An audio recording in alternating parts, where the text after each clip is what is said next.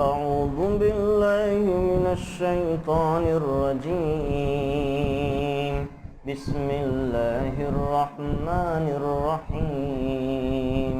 وقال الذين لا يرجون لقاءنا لولا أنزل علينا الملائكة أو نرى ربنا لقد استكبروا في أنفسهم وعتوا عتوا كبيرا. يوم يرون الملائكة لا بشرى يومئذ للمجرمين ويقولون حجرا محجورا. وقدمنا إلى ما عملوا من عمل فجعلناه هباء منثورا. أصحاب الجنة يومئذ خير مستقرا وأحسن مقيلا. ويوم تشقق السماء بالغمام ونزل الملائكة تنزيلا. الملك يومئذ الحق للرحمن وكان يوما على الكافرين عسيرا. ويوم يعض الظالم على يديه يقول يا ليتني اتخذت مع الرسول سبيلا. صدق اللہ العظیم. بسم اللہ الرحمن الرحیم. انشاءاللہ آج ہمارا 19واں پارہ ہے. 19ویں پارے میں اللہ تعالیٰ سورۃ الفرقان کو ذکر فرما رہے ہیں، پھر سورۃ الشعراء کا تذکرہ ہے اور سورۃ النمل کا تذکرہ ہے. 3 صورتیں اللہ تعالیٰ اس پارے میں ذکر فرما رہے ہیں، اور ان صورتوں کا پہلے میں خلاصہ ذکر کر دوں کیا کیا مضامین ہیں، پھر انشاءاللہ اہم چیزوں کے بارے میں ہم بات کر لیں گے. اس صورت کی ابتدا اللہ تعالیٰ نے قرآن کریم کے ذکر سے کی ہے، اسی لیے اس کا نام سورۃ الفرقان رکھا. قرآن مجید کے کئی نام ہیں، قرآن کریم بھی ہے، ہدی للناس بھی ہے کہ ہدایت نامہ ہے، تذکرۃ للناس بھی ہے کہ لوگوں کے لیے اس میں نصیحت ہے. فرقان بھی ہے کہ حق اور باطل میں فرق کرنے والی کتاب ہے. تو قرآن کریم کے کئی نام اللہ تعالیٰ نے رکھے ہیں. شفا بھی اس کا نام ہے کہ اس کے پڑھنے والے کو اللہ جسمانی شفا بھی عطا فرماتا ہے، روحانی شفا بھی عطا فرماتا ہے. تو فرقان کا مطلب ہوتا ہے فرق کرنے والی، تمیز کرنے والی. حق اور باطل میں تمیز کرنے والے کو فرقان کہا جاتا ہے.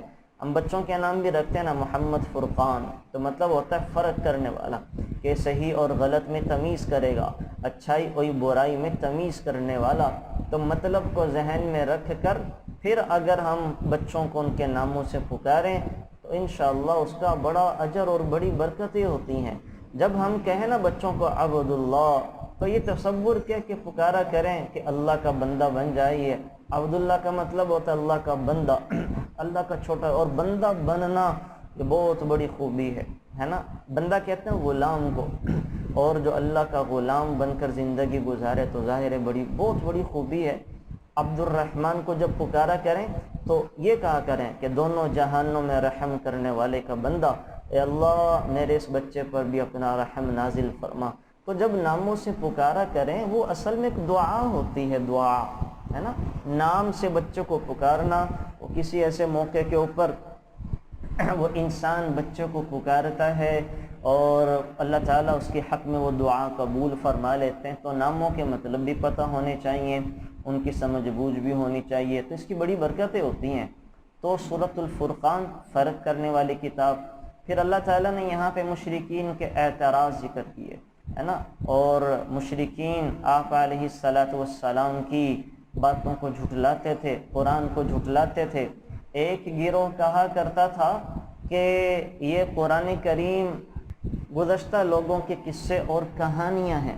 دوسرا گروہ کہا کرتا تھا کہ معاذ اللہ یہ محمد صلی اللہ علیہ وسلم نے خود سے گھڑا ہے اور اہل کتاب نے تعاون کیا ہے۔ اور تیسرا ایک گروہ کہا کرتا تھا کہ یہ جادو ہے، جادوگری کے زور پہ محمد نے اس کلام کو ہمارے سامنے پیش کیا ہے، یہ سراسر جادوگری ہے، جادو کے زور پر محمد یہ باتیں کرتا ہے۔ تو بہرحال اس قسم کے تذکرے انہوں نے یہاں پہ کیے ہیں۔ تو اللہ تعالیٰ نے پھر صاحب قرآن کا تذکرہ کیا۔ قرآن کریم کے بعد اللہ تعالیٰ نے رسول اللہ صلی اللہ علیہ وسلم کا ذکر کیا کہ یہ ضدی اور ہٹ دھرم قسم کے لوگ آپ کا انکار کرتے ہیں۔ ان کا یہ خیال تھا کہ رسول جو ہونا چاہیے وہ انسان نہیں فرشتہ ہونا چاہیے۔ جب حضور نے کہا کہ میں انسان بھی ہوں اور اللہ کا رسول بھی ہوں، تو انہوں نے اس بات کو پکڑ لیا کہ رسول کو تو انسان نہیں ہونا چاہیے، رسول کو فرشتہ ہونا چاہیے۔ اور دوسری ظاہر ہے یہ کیسے ہو سکتا تھا؟ اگر انسان کا رول ماڈل، انسان کا آئیڈیل جس کے پیچھے چلنا ہے وہ اگر اور جنس میں سے ہو، ہے نا، جیسے فرض کریں ہمیں کہا جائے تم شیر کو فالو کرو، بھئی ہم شیر کی اتباع کیسے کر سکتے ہیں؟ وہ جنگلی درندہ ہے، وہ جنگلی جانور ہے، تو یہ تو بات ہی کوئی نہیں بنتی، یہ تو کہنا ہی غلط ہے تم شیر کو فالو کرو۔ یا ہمیں کوئی کہے کہ تم فرشتوں کی اتباع کرو، اللہ ہمیں اگر یہ کہتے تم فرشتوں جیسا بننے کی کوشش کرو، تو یہ بات ہی غلط تھی۔ اس لیے غلط تھی کہ فرشتوں کا میٹیریل اور ہے، ان کی طبیعت مزاج اور ہے، انسانوں کی طبیعت مزاج اور ہے۔ انسان کھاتا پیتا بھی ہے، سوتا بھی ہے، انسان میں نیکی کا جذبہ بھی ہے، گناہ کا جذبہ بھی ہے، انسان میں خواہشات بھی ہیں، کیفیات بھی ہیں۔ انسان اچھائیوں کو دیکھ کے اچھائیوں کی طرف چلتا ہے، برائیوں کو دیکھ کے برائیوں کی طرف چل پڑتا ہے۔ اس میں سستی غفلت بھی ہے، اس میں ہمت اور بڑی طاقت بھی ہے۔ فرشتے کیا ہے؟ فرشتوں میں کچھ بھی نہیں ہے، لا یعصون، ان میں نہ نفسانی خواہشات ہیں نہ گناہ کا مادہ ہے۔ تو ہمیں یہ کہنا کہ فرشتوں کے جیسا بننے کی کوشش کرو، بات ہی غلط تھی۔ یہ بالکل ایسے ہے کہ جیسے 2 سال کے بچے سے کہا جائے کہ تم 1 من وزن اٹھا لو، تو بات ہی غلط ہے۔ تو ان کی یہ بات ہی غلط تھی کہ نبی جو ہے وہ کیا ہونا چاہیے؟ فرشتہ ہونا چاہیے، انسانوں میں سے نبی نہیں ہونا چاہیے۔ اچھا یہ مان لیتے تھے، پھر کیا کہا کرتے تھے کہ مان لیتے ہیں کہ فرشتہ وہ نبی چلے انسان ہو، تو انسانوں میں سے وہ شخص نبی بننے کے لائق تھا جو دنیاوی اعتبار سے سب سے زیادہ خوشحال ہو۔ کسی غریب اور یتیم کو نبوت نہیں ملنی چاہیے تھی، ہے نا، کسی غریب کو اور کسی فقیر کو، یتیم بچے کو نبوت نہیں ملنی چاہیے تھی، یہ اعتراض کیا۔ تو اللہ تعالیٰ نے ان کے سارے اعتراضات کے جواب دیے ہیں۔ آپ کو میں نے اعتراضات بتا دیے کہ رسول وہ فرشتہ ہونا چاہیے تھا، اگر فرشتہ نہ ہوتا تو وہ ہونا چاہیے تھا کوئی مالدار، کوئی سرمایہ دار، یہ ہونا چاہیے تھا۔ اللہ تعالیٰ نے ان کی باتوں کو بڑی وضاحت کے ساتھ دلائل سے توڑا ہے۔ وہ کیا؟ اللہ کہہ رہے ہیں کہ ان کے سوال ہی غلط ہے جو میں نے بتا دیا، ہم پر اچھا یہ اعتراضات تھے، پھر انہوں نے کچھ مطالبے کیے، ڈیمانڈز کی نبی سے۔ ایک ڈیمانڈ یہ کی کہ ہم پر فرشتے کیوں نہیں اترتے، ہے نا، فرشتے اترا کریں ہم پر، تاکہ فرشتے آ کر ہمیں بتائیں کہ محمد صلی اللہ علیہ وسلم اللہ کے نبی ہیں، تو ہم آپ کی بات کو یقین کر لیں گے، مان لیں گے۔ ایک یہ ڈیمانڈ کی۔ اسی طرح سے انہوں نے یہ ڈیمانڈ بھی کی کہ ایسا کیوں نہیں ہوتا کہ ہم اپنے رب کو کھلی آنکھوں کے ساتھ دیکھ لیں، ہمیں تو اپنا رب دیکھ لینا چاہیے، بنی اسرائیل والے دیکھ لیا کرتے تھے، تو ہم اپنے پروردگار کو دیکھ لیں، ہم دیکھ کیوں نہیں سکتے ہیں؟ تو انہوں نے یہ ڈیمانڈ بھی کی۔ تو انہوں نے اعتراض بھی کیے اور ناجائز مطالبے بھی شروع کر دیے کہ فرشتے ہم پر کیوں نہیں اترتے ہیں، ہم اللہ کو دیکھ کیوں نہیں سکتے ہیں۔ تو اللہ تعالیٰ نے ان مطالبات کا جواب دیا، فرشتوں کو یہ اس وقت دیکھیں گے جب ان کی روحوں کو قبض کرنے کے لیے آئیں گے، اور جب یہ فرشتوں کو دیکھیں گے تو بالکل خوش نہیں ہوں گے، بڑے پریشان ہوں گے۔ اس وقت کہیں گے کہ ہم ایمان لے آئے ہیں۔ فرعون نے بھی کیا تھا نا، فرعون نے بھی جب فرعون سمندر میں غرق ہونے لگا، ملک الموت کو دیکھ لیا تو کہنے لگا آمنت برب موسیٰ، میں موسیٰ کے رب پر ایمان لے کر آتا ہوں۔ لیکن اللہ کا قاعدہ اور نظام ہے کہ موت کے فرشتوں کو دیکھنے کے بعد توبہ قبول نہیں ہوتی۔ اب توبہ کا وقت ختم ہو چکا، اللہ کہہ رہے ہیں یہ دیکھیں گے فرشتوں کو، ضرور اپنی آنکھوں سے دیکھیں گے، لیکن اس وقت دیکھیں گے جب ان کی روحوں کو نکالنے کے لیے آئیں گے اور ان کو ماریں گے۔ پھر کیا ہوگا؟ ندامت کی وجہ سے، چونکہ قبولیت اعمال کی بنیادی شرط وہ ایمان ہے اور یہ ایمان سے خالی ہیں، اس لیے قیامت کے دن ان کے اعمال بھی کسی کام نہیں آئیں گے اور وہ مٹی اور خاک بن کر اڑ جائیں گے۔ وہ دن ان کے لیے بڑا سخت ہوگا۔ یہ ندامت کی وجہ سے اپنے ہاتھوں کو کاٹیں گے اور کہیں گے کہ اے کاش ہم نے پیغمبر کا راستہ اختیار کیا ہوتا، اے کاش ہم پیغمبر کی بات کو مان لیتے، علماء کی بات کو مان لیتے، تاکہ آج ہم نجات تو پا سکتے۔ تو اس دن یہ شرمندگی کا اظہار کریں گے۔ آپ نے سنا ہوگا نا، بڑے چھوٹوں کو سمجھاتے ہیں، چھوٹے سمجھتے نہیں ہیں، بڑے چھوٹوں کو سمجھاتے ہیں، چھوٹے سمجھتے نہیں ہیں۔ وہی مشہور جو وہ ایک بہلول رحمۃ اللہ علیہ ایک بڑے مجذوب تھے، ہارون کے زمانہ کے بزرگ تھے، ایک لمبا عرصہ تک وہ غائب رہے۔ واپس جب آئے تو ہارون نے پوچھا کہاں تھے؟ کہنے لگے جی کہ بس لوگوں کی بستیوں میں جا جا کے لوگوں کو اللہ کے ساتھ جوڑنے کی کوشش کر رہا تھا، لوگوں کو اللہ کا تعارف کروا رہا تھا، لوگوں کی اللہ سے صلح کروا رہا تھا۔ پھر کیا بنا؟ کہا نہیں کوئی نہیں، بات نہیں بنی۔ کیوں؟ کہا لوگ راضی نہیں، اللہ راضی ہیں صلح کے لیے، لوگ راضی نہیں ہیں۔ کیا کیوں؟ لوگ کہتے ہیں ہمارے پاس ٹائم کوئی نہیں ہے، بیوی بچے ہیں، کام کاج ہے، کاروبار ہے، اپنا سٹیٹس بنانا ہے، لوگوں کے پاس اللہ کو دینے کے لیے ٹائم نہیں۔ تو اللہ تو صلح کے لیے تیار ہیں، لوگ راضی نہیں ہیں۔ پھر غائب ہو گئے۔ پھر ایک لمبے عرصے کے بعد آئے۔ بہلول کہاں تھے؟ کہا قبرستانوں میں تھا، مردوں کی اللہ سے صلح کروانے گیا تھا۔ کہا پھر کیا بنا؟ کہا مردے راضی ہیں، اللہ راضی نہیں ہیں۔ مردے کہتے ہیں یا اللہ ایک موقع اور دے دے، لو ان لنا کرتن، ایک موقع اور دے دے، تجھے راضی کر کے آئیں گے، تیری مان کر آئیں گے، تجھے ہر طرح سے خوش کر کے آئیں گے۔ لیکن اللہ فرما رہے ہیں کہ نہیں، ایک ہی موقع انسان کو ملتا ہے دنیا میں، جب تک سانس ہے اس کو ہم نے چانس اور موقع دیا ہوا ہے، سانس ختم تو اس کے لیے موقع اور چانس بھی ختم۔ تو اللہ تعالیٰ یہ ہر کوئی تمنا کرے گا، کافر بھی کرے گا، مسلمان بھی اللہ معاف فرمائے گنہگار کریں گے۔ تو یہ ہے اصل میں۔ تو بڑے چھوٹوں کو سمجھاتے ہیں، چھوٹے سمجھتے نہیں ہیں۔ کہتے ہیں نا مچھلی جب تک پتھر چاٹ نہ لے اس کو پتہ نہیں چلتا۔ بڑی مچھلی چھوٹی کو کہتی ہے، جب چھوٹی مچھلی بڑی ہوتی ہے نا تو بڑی مچھلیاں بوڑھیاں وہ سمجھاتی ہیں کہ بھائی دیکھ، پانی کے قریب تو نہ جانا زیادہ، وہاں تجھے کانٹے میں گوشت نظر آئے گا، وہ گوشت نہیں ہوگا، وہ تیری موت کا پروانہ ہوگا، وہ گوشت نہیں ہوگا، تیری موت کا پیغام ہوگا۔ چھوٹی مچھلی کہتی ہے وہ ہماری دادی نانی اماں ابا سٹھیا گئے، ان کو کیا پتہ ہے نا۔ اور چھوٹی مچھلی اتفاق سے جاتی ہے تو دیکھتی ہے کہ ملحق کیچوے لٹکے ہوئے ہیں، آٹا جو ہے وہ سمندر میں دریا میں پانی میں آیا ہوا ہے اور گوشت جو ہے وہ لٹک رہا ہے۔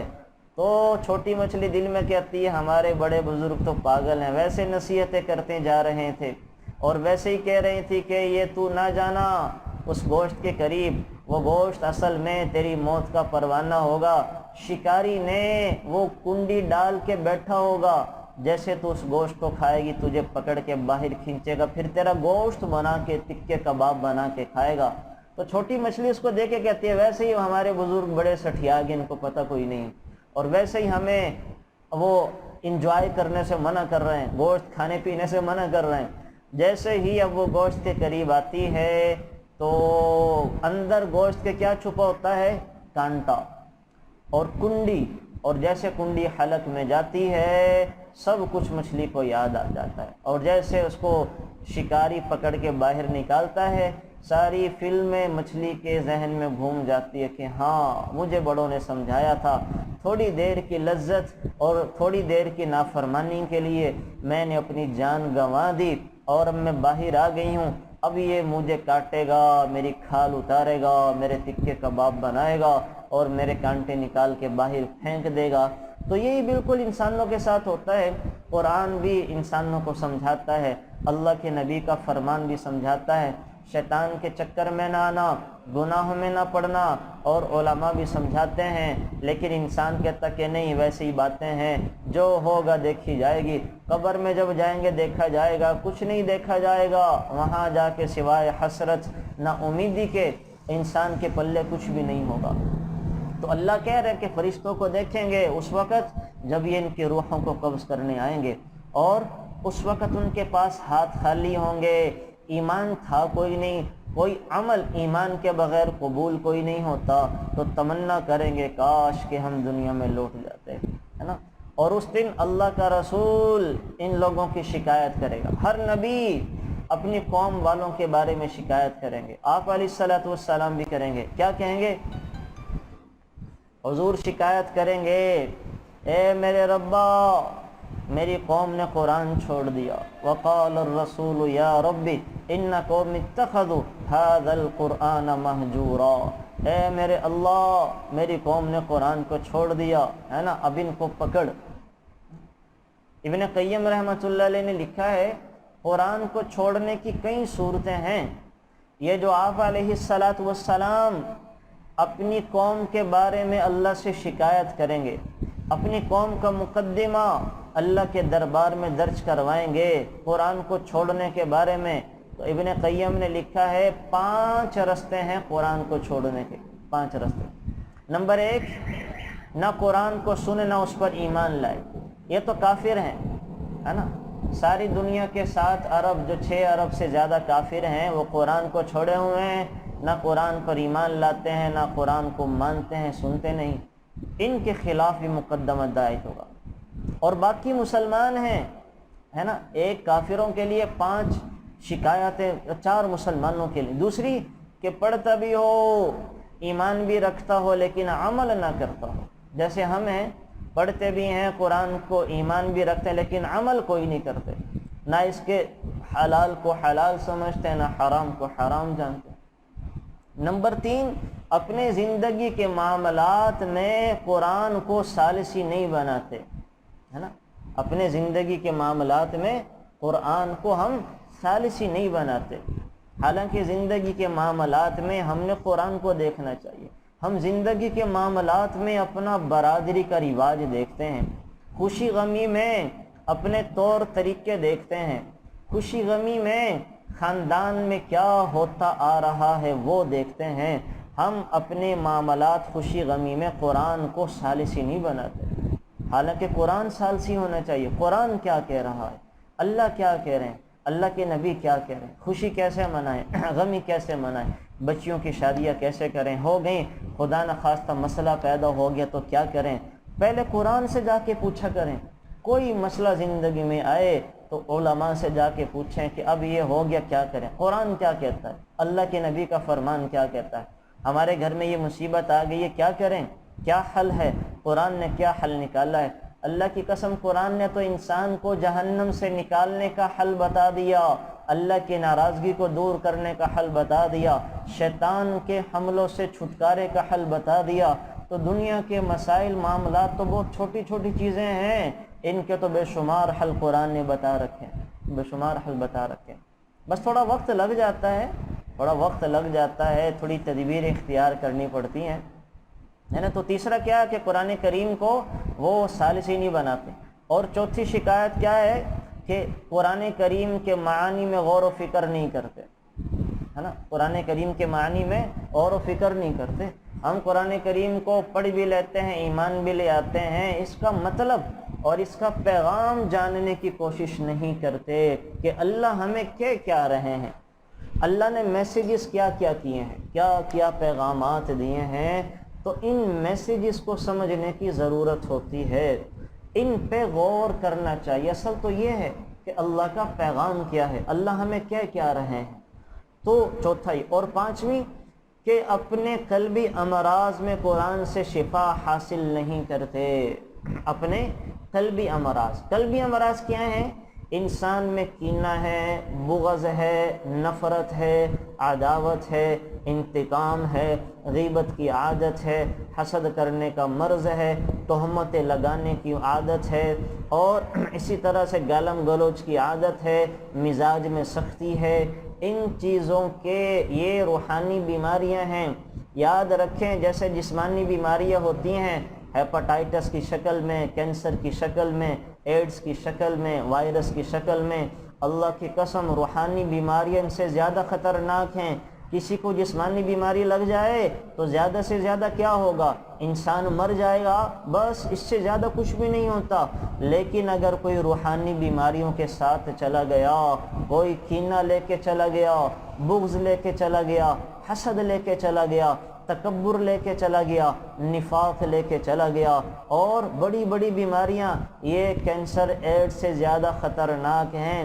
ان کے لگنے والا وہ بڑا گھاٹے میں ہے، بڑا خسارے میں ہے۔ ان کے لگنے والوں کو پھر جیسے بیمار کو صحت مند لوگوں میں نہیں بھیجا جاتا، ان بیماریوں والوں کو جنت میں نہیں بھیجا جا سکتا۔ جیسے بیمار لوگوں کو جو بڑے سنگین بیماریوں میں مبتلا ہوں الگ تھلگ رکھ دیا جاتا ہے، ایسے ہی ان بیماریوں والوں کو الگ تھلگ حشر کے میدان میں کر دیا جائے گا، نیکوکاروں کے ساتھ ان کو جمع نہیں کیا جائے گا۔ تو یہ بڑی خطرناک آیت ہے جو سورہ فرقان میں اللہ تعالیٰ بتا رہے ہیں کہ آپ علیہ السلام وہ ایمان والوں کے خلاف مقدمہ دائر کروائیں گے، شکایت کریں گے۔ وقال الرسول یا ربی ان قوم اتخذوا هذا القرآن مہجورا۔ تو دیکھ لیں کہیں میں اور آپ ان لوگوں میں نہ ہوں کہ جن کے خلاف ہمارے نبی شکایت کر رہے ہیں، اللہ نہ کرے ہم ان لوگوں میں سے ہوں۔ تو کم از کم سفر شروع کر دیں۔ ماشاءاللہ اللہ آپ لوگوں کو، اب یہ 5 کیا ہیں دیکھیں، میں پھر دوبارہ دہرا دیتا ہوں کہ قرآن کریم کو چھوڑنے کی 5 صورتیں ہیں۔ نمبر 1، قرآن کریم پر ایمان ہی نہ لے کر آئے۔ نمبر 2، قرآن کریم کو پڑھتا بھی ہو، ایمان بھی رکھتا ہو لیکن عمل نہ کرتا ہو، یہ بھی قرآن کریم کو چھوڑنے والا ہے۔ نمبر 3، قرآن کریم کو اپنی زندگی کے معاملات میں اور لڑائی جھگڑوں میں ثالثی نہ بناتا ہو۔ نمبر 4، قرآن کریم کے معنی اور پیغام میں غور نہ کرتا ہو۔ نمبر 5، قرآن کریم سے اپنے روحانی یعنی جو قلبی امراض ہیں ان سے شفا حاصل نہ کرتا ہو۔ تو یہ 5 قسم کے لوگ ہیں جن کے خلاف اللہ کے نبی شکایت درج کروائیں۔ اللہ نہ کرے ہم میں سے کوئی ایسا ہو۔ الحمدللہ ہم ایمان بھی رکھتے ہیں، ہم جو ہے اس کو پڑھتے بھی ہیں، اور پھر تیسرا اللہ کا فضل ہوا ہم اس کو سمجھنے کی بھی کوشش کر رہے ہیں۔ اللہ تعالیٰ آپ لوگوں کو جزائے خیر عطا فرمائے۔ بڑی دعائیں نکلتی ہیں آپ لوگوں کے لیے کہ ماشاءاللہ ہمت کر کے آپ سب تشریف لے آتے ہیں۔ اللہ تعالیٰ آپ کو اس کی برکت نصیب فرمائے، اپنی حفظ و امان عطا فرمائے، اور ساری زندگی اللہ خوشیاں ہی خوشیاں، برکتیں ہی برکتیں نصیب فرمائے، ہر قسم کی چھوٹے بڑے دکھ سے محفوظ فرمائے۔ یقین جانے بڑی دعائیں نکلتی ہیں، کیسے سے گئے گزرے دور میں اپنے کاموں کو چھوڑ چھاڑ کے وہ دین سیکھنے کے لیے جانا، تو بہت ایسے لوگوں کے لیے میں کیا دعائیں کروں گا، ایسے لوگوں کے لیے تو اللہ کے نبی کی دعائیں ہیں۔ ایسے آنے والوں کے لیے تو ہواؤں کے پرندے، جنگل کے درندے، آسمان کے فرشتے بھی دعا کرتے ہیں۔ تو یہ بڑی سعادت کی بات ہے ماشاءاللہ جو اہتمام کے ساتھ، پابندی کے ساتھ آتے ہیں اور ان چیزوں کو سیکھنے کی کوشش کرتے ہیں۔ تو بس اب ایک کام اور رہ گیا کہ وہ ہم کیا کریں، ہم سیکھنے کی حد تک تو آ گئے، اپنے زندگی کے معاملات میں قرآن کو ثالثی بنائیں، قرآن سے اپنے فیصلے کیا کریں، ہے نا، قرآن سے اپنے خوشی غمی کو منانے کے اصول سیکھیں۔ یہ کام بھی انشاءاللہ ہم کر لیں گے۔ اور نمبر 5، اپنی جو دلی بیماریاں ہیں، ہم میں سے ہر ایک ان بیماریوں کا شکار ہے۔ کسی میں حسد ہے، کسی میں کینہ ہے، کسی میں بغض ہے، کسی میں عداوت ہے، کسی میں ناز نخرہ ہے، کسی میں تکبر ہے، کسی میں اطراحت کا مادہ زیادہ ہے، کسی میں حسد ہے، کسی کو غیبتوں کے کرنے کی عادت ہے، کسی کو چغلیوں کی عادت ہے، کسی کو منہ بنا لینے کی عادت ہے، کسی کو کسی کا ترقی نہ دیکھنا برداشت نہیں ہوتا۔ یہ ساری روحانی بیماریاں ہیں، قلبی بیماریاں ہیں، ان کو بھی دور کرنے کی کوشش کریں۔ اور انشاءاللہ اب جیسے یہ رمضان گزرے گا نا، رمضان کے بعد میں انشاءاللہ یہ سیریز شروع کروں گا۔ یہ جتنی روحانی بیماریاں ہیں ان کا مداوع کیسے کیا جا سکتا ہے اور روحانی بیماریوں کا پتہ کیسے چلتا ہے، ان کو ڈیٹیل کے ساتھ ہم ذکر کریں گے، تاکہ ہم جیسے اپنے جسم کو بناتے ہیں اپنے روح کو بھی تو بنائیں۔ انشاءاللہ اس دفعہ میرا یہ پروگرام ہے کہ جتنی یہ روحانی بیماریاں ہیں ان کو ہم کیسے اپنی زندگیوں سے ختم کر دیں۔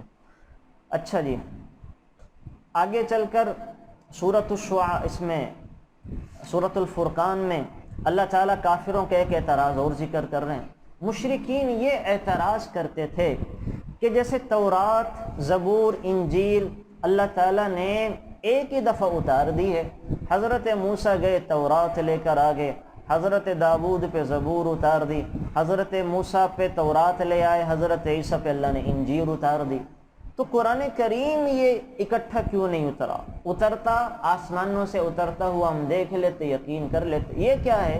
تھوڑا تھوڑا کبھی کتنا اتر گیا، کبھی کیا آیت آ گئی، کبھی کیا اتر گیا۔ تو یہاں اللہ تعالیٰ نے اب اس کی حکمتیں بتائیں، اعتراض کا جواب دیا کہ اللہ تعالیٰ نے 23 سالوں میں قرآن اتارا ہے۔ کتنے سالوں میں؟ 23 سال لگے قرآن کے اترتے اللہ نے پھر اس کی حکمتیں بتائیں۔ کیا حکمتیں ہیں؟ اگر اللہ ایک ہی دم اتارتے تو یہ حفظ نہ ہو سکتا تھا، آہستہ آہستہ اتارا تاکہ اس کو حفظ کیا جا سکے، ہے نا۔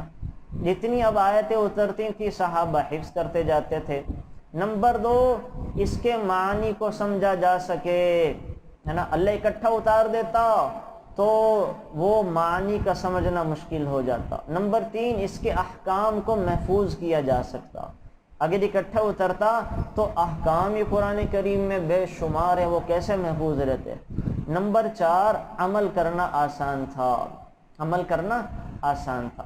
اور نمبر 5، یہاں جو اللہ نے حکمت بیان کی ہے کہ تھوڑا تھوڑا نازل کرنے کا مقصد یہ تھا کہ آپ صلی اللہ علیہ وسلم کا قلب اطہر وہ قرآن کریم سے منور ہوتا رہے، اور آپ علیہ السلام کو جسمانی غذا کی اتنی ضرورت نہیں تھی جتنی روحانی غذا کی ضرورت تھی۔ اور 23 سالوں میں میرے نبی نبوت کے بعد 23 سال نبی بن کے رہے ہیں، تو 23 سال تک اللہ قرآن اتارتا رہا تاکہ میرے نبی کی روح کو غذا اور دل کو طاقت ملتی رہے، کہ نبی کی غذا وہ جسمانی چیزیں نہیں ہیں، ایک نبی کی غذا وہ روحانی چیزیں ہیں اور وہ قرآن کی شکل ہے، تاکہ اللہ قرآن کے ذریعے طاقت پہنچاتا رہے۔ اور پھر اس کی ایک وجہ یہ بھی ہے، قرآن کریم تو یہ نسخہ ہے، بیماریوں کا علاج ہے۔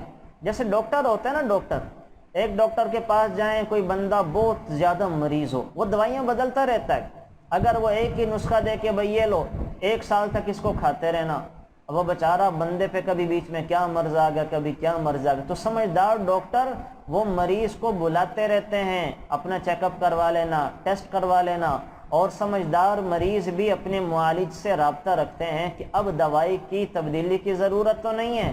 اسی طرح اللہ تعالیٰ نے قرآن کریم کو بطور دواؤں کے اتارا ہے کہ کبھی ایک آیت اتاری دوسری منسوخ کر دی، کبھی ایک حکم اللہ تعالیٰ نے اتارا اور کبھی وہ ختم کر کے دوسرا اتار دیا، ہے نا، حکمت کے ساتھ۔ شراب کی آیات کو اللہ تعالیٰ نے 4 دفعہ اتارا ہے، 4 دفعہ جا کے شراب حرام ہوئی ہے۔ نماز اترتے اور نماز کے احکام اترتے کئی سال لگ گئے ہیں۔ ایک ہی دفعہ اگر اللہ شروع میں کہتا بھئی بندے کے پتر بن کے نماز پڑھو، تو عادت نہیں تھی، اللہ نے آہستہ آہستہ شروع میں نماز میں بولنا بھی جائز تھا، سلام کا جواب دینا بھی جائز تھا، کھانا پینا بھی جائز تھا۔ جب یہ پریکٹس ہو گئی تو آہستہ آہستہ اللہ نے یہ بھی اتار دیا کہ اب نماز میں نہ اوپر نیچے دیکھنا ہے، نہ ہی دل میں وسوسہ آنے دینا ہے، اب یہ آہستہ آہستہ کیا جاتا ہے، یک دم وہ کوئی حکم نافذ نہیں کیا جاتا۔ اس میں اللہ کی حکمتیں تھیں۔ پھر آگے چل کر اللہ تعالیٰ آپ علیہ السلام کو تسلی دے رہے ہیں، ہے نا۔ کیا تسلی دے رہے ہیں؟ کہ حضرت موسیٰ، حضرت ہارون، حضرت نوح، حضرت ہود، حضرت صالح، ان کی قوموں کے لوگوں نے بھی ان میرے بندوں کو بڑا ستایا اور تڑپایا تھا، اور آپ کو بھی آپ کی قوم والے تڑپا رہے ہیں، تنگ کر رہے ہیں، تو آپ کو ان کی باتوں سے تنگ نہیں ہونا چاہیے، فکر نہ کریں، کوئی پریشانی کی بات نہیں ہے۔ تو بہرحال یہاں پہ اللہ تعالیٰ نے آپ علیہ السلام کو اس کا ذکر کر کے تسلی بھی دے دیا آخر میں۔ ظاہر ہے تسلی کی ضرورت تو ہر کسی کو ہوتی ہے، کوئی انسان ایسا نہیں ہے جس کو کسی کی تسلی کی ضرورت نہ ہو۔ تسلی سے انسان کو بہت کچھ مل جاتا ہے۔ بات ہر کوئی زندگی میں کسی نہ کسی کا بڑا ایسا ہوتا ہے کہ اس سے بات کر کے انسان کا حوصلہ بڑھ جاتا ہے، وہ اپنی زندگی پھر سے جینے لگتا ہے، اس کی ساری ٹینشنیں ختم ہو جاتی ہیں۔ ہر کسی کے ساتھ ایسا ہوتا ہے، ہمارے ساتھ بھی ایسا ہے۔ ہم جب زندگی میں پریشان ہوتے ہیں، ہم نے بھی اپنے ایک ایسے بڑے رکھے ہوئے ہیں کہ ان سے بات کر کے ہمیں تسلی ہو جاتی ہے، اور کسی سے بات کر کے تسلی نہیں ہوتی۔ آپ کے پاس بھی ایسے زندگی میں ایسے خاندان میں کوئی جان پہچان والوں میں بڑے ہوں گے کہ ان سے اپنا دکھ، اپنا شکوہ ذکر کر کے اس کا حل نکل آتا ہے۔ اللہ کے نبی کو تسلی دینے والے کون تھے؟ ابو بکر بھی ہیں، اور حضرت عمر بھی ہیں، آپ کی بیویاں بھی ہیں، اور سب سے بڑھ کر جبریل بھی ہیں، اور کل کائنات کے رب کبھی کبھی وہ خود بھی میرے نبی کو تسلیاں دیتے ہیں کہ آپ پریشان نہ ہوں۔ جب بات بہت بڑھ جائے تو اللہ خود نبی کو تسلیاں دینے کے لیے آتا ہے۔ پھر آگے چل کر اللہ تعالیٰ نے ایمان والوں کی صفات بتائی ہیں، یہ انشاءاللہ ہم ڈیٹیل کے ساتھ ذرا پڑھ لیں گے کہ ایمان والوں کی عباد الرحمن کون ہیں، رحمان کے بندہ خاص کون ہیں، ان کی خوبیاں میں آپ کو ابھی انشاءاللہ وہ بتا دیتا ہوں۔ اس کے بعد سورۃ الشعراء ہے۔ سورۃ الشعراء، اس میں اللہ تعالیٰ نے شاعروں کا ذکر کیا ہے، اور اللہ تعالیٰ بتا رہے ہیں کہ شاعروں کی پیروکار تو گمراہ قسم کے لوگ ہوتے ہیں، اس لیے کہ عام طور پر شاعروں کا کلام وہ سچ پر مبنی نہیں ہوتا، جھوٹی باتیں، افسانہ، اپنے خیالات کو، تصورات کو اپنے الفاظ میں ڈھال کر وہ پیش کر رہے ہوتے ہیں، تو اپنے جس کے بارے میں شعر کہتے ہیں پتہ نہیں کیا سے کیا بنا دیتے ہیں، زمین سے اٹھا کے آسمان پہ پہنچا دیتے ہیں، تو وہ یہ سارا کلام کیا ہے، وہ جھوٹا ہوتا ہے۔ تو اللہ کے نبی، اللہ قرآن میں فرما رہے ہیں کہ شاعروں کے پیروکار تو وہ اکثر کیا ہوتے ہیں، گمراہ ہوتے ہیں۔ ہاں اچھے اشعار کہنے والے بھی ہیں، اچھے اشعار کہنے والے لوگ بھی ہیں، خدا آپ علیہ السلام اچھے اشعار سنا کرتے تھے، اور صحابہ سے بھی حضرت حسان بن ثابت سے بٹھا کے وہ اشعار سنا کرتے تھے۔ زمانہ جاہلیت کے کچھ لوگ تھے، ان کی اچھی باتیں تھیں، وہ ان کے اشعار سنا کرتے تھے۔ تو اچھے اشعار کہنے والے کم ہوتے ہیں اور برے اشعار کہنے والے زیادہ ہوتے ہیں، اور اللہ تعالیٰ فیصلہ اکثریت پر سناتے ہیں۔ اکثریت جس طرف ہوتی ہے ویسا سا حکم نافذ ہوتا ہے، تو چونکہ اکثریت وہ شعراء کی غلط ہے، اس وجہ سے اکثریت کے بارے میں اللہ نے فیصلہ کرتے ہوئے کہہ دیا کہ اکثر لوگ جو شعراء کے پیچھے لگتے ہیں وہ گمراہ ہوتے ہیں۔ پھر آگے چل کر اللہ تعالیٰ نے سورۃ شعراء میں حضرات انبیاء علیہم السلام کے قصے بتائے ہیں۔ حضرت موسیٰ کا قصہ بتایا اور فرعون کا واقعہ ذکر کیا۔ حضرت موسیٰ کو فرعون نے کہا کہ میں نے تجھ پر احسان کیا تھا، پال پوس کے بڑا کیا، اور تو نے مجھے یہ صلہ اور بدلہ دیا، تو نے ہمارے ہی بندوں کو قتل کرنا شروع کر دیا۔ تو فرعون نے حضرت موسیٰ کا مذاق بھی اڑایا، اور تو اور حضرت موسیٰ کے رب کا بھی مذاق اڑاتا رہا۔ تو اللہ تعالیٰ نے پھر حضرت موسیٰ علیہ السلام کو معجزے دیے، لاٹھی کا معجزہ دیا، لاٹھی کا معجزہ دیا، اور پھر جو ہے وہ جادوگروں کو نیچا دکھانے کے لیے جادوگروں کو میدان میں لے کر آئے، اور یہ سارے وہ پہلے میں ذکر کر چکا ہوں۔ حضرت ابراہیم کا قصہ ذکر کیا، اور حضرت ابراہیم علیہ السلام نے اپنی قوم والوں کو توحید کی دعوت دی، اور دعوت میں 5 باتیں ذکر کی کہ میرا رب تو وہ ہے جو مجھے پیدا کرنے والا بھی ہے، ہدایت دینے والا بھی ہے، میرا رب تو وہ ہے جو مجھے رزق دینے والا بھی ہے، میرا رب تو وہ ہے جو بیماریوں سے شفا بھی دیتا ہے، میرا رب تو وہ ہے جو زندہ بھی کرتا ہے، مارتا بھی ہے، اور میرا رب تو وہ ہے جو ہمارے گناہوں کو معاف بھی کرے گا۔ تو اس کے بعد حضرت ابراہیم علیہ السلام نے 5 دعائیں بھی کی ہیں اللہ تعالیٰ سے۔